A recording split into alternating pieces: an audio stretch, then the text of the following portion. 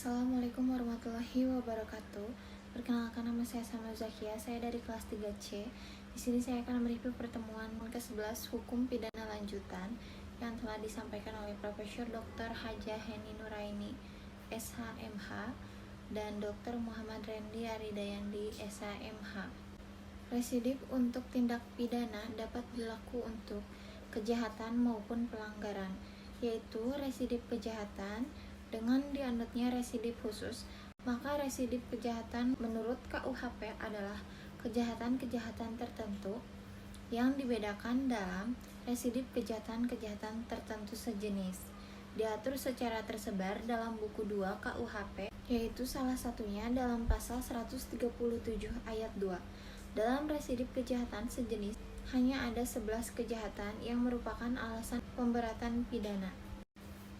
Syarat-syarat residip adalah yang pertama, kejahatan yang diulang harus sama atau sejenis dengan kejahatan terdahulu. Yang kedua, antara kejahatan yang terdahulu dan kejahatan yang diulangi harus sudah ada keputusan hakim yang berupa pemidanaan yang mempunyai kekuatan hukum yang pasti dan tetap.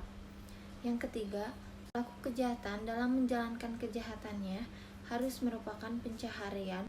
Khusus untuk pasal 216, 303, dan 393 syarat itu tidak ada. Yang keempat, pengulangannya dilakukan dalam tenggang waktu tertentu yang disebutkan untuk pasal-pasal. Yang pertama, 2 tahun sejak adanya keputusan hakim yang pasti atau tetap. Yang kedua, 5 tahun sejak adanya keputusan hakim yang pasti atau tetap.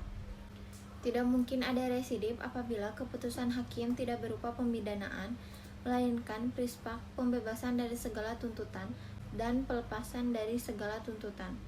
Yang kedua, keputusan atau vonis hakim masih dapat berubah dengan adanya upaya-upaya hukum yang berlaku. Yang ketiga, keputusan hakim yang berupa penetapan atau basicking. Misalnya, keputusan yang menyatakan tidak berwenangnya hakim untuk memeriksa perkataan tersebut. Keputusan tentang tidak diterimanya tuntutan jaksa karena terdakwa tidak melakukan kesalahan. Tidak diterimanya perkara karena penuntutan sudah daluarsa.